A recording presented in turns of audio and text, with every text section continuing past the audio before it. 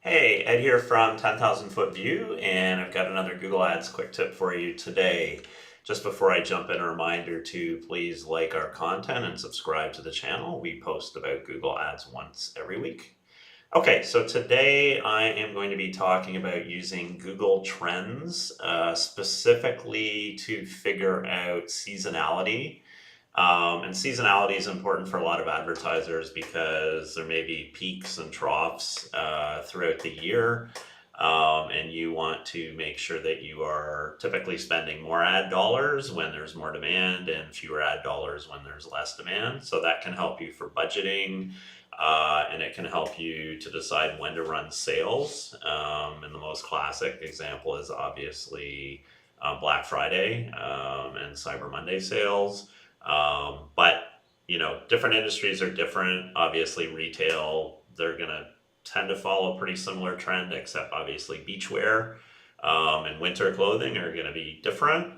But if you have a gardening supply or things like that, seasonality is gonna be very important. And the truth is that for most advertisers, if they've had an online store for 10 years, they're already hopefully are going to have a good sense of seasonality. But if it's a brand new business, then using Google Trends can be a way to kind of get ahead of it. So Google Trends, if you don't know, is a free tool from Google. It helps you identify increases and decreases in certain search terms or queries. And I'm going to go ahead and I'm going to take the scenario of a e-commerce company that sells smartwatches, right? So we'll look at the three brands. So we'll just do Apple Watch, and these aren't necessarily the best searches, but this again is for demonstration. So when I put an Apple Watch, it shows me the interest over time.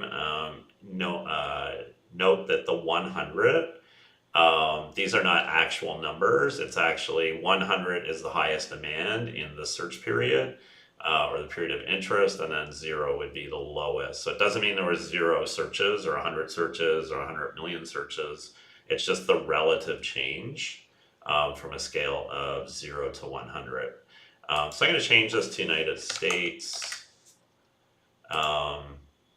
And I'm going to look at the past 12 months, and that's typically the easiest way to visualize kind of, seasonality. We can see there was a peak here around the end of the year. And this might just be because of Christmas shopping. And, again, there was one in November. So this is probably higher shopping demand because of those holidays.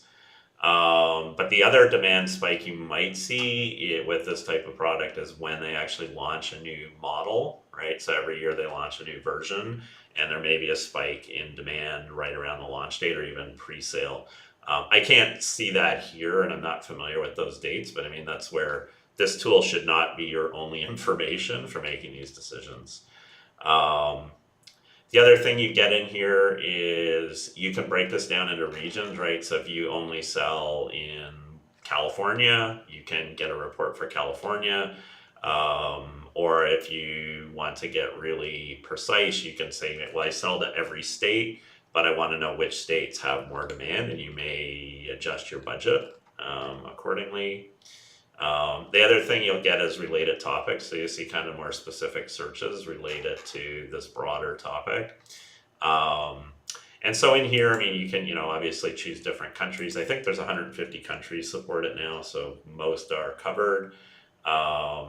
You can again choose the time. So, if you don't trust the 12-month trend, say it was during COVID, then you might want to look at a longer period of time. And then you'll see that these bumps kind of recur pretty consistently. And interestingly enough, back here in 2019, there was a much bigger demand.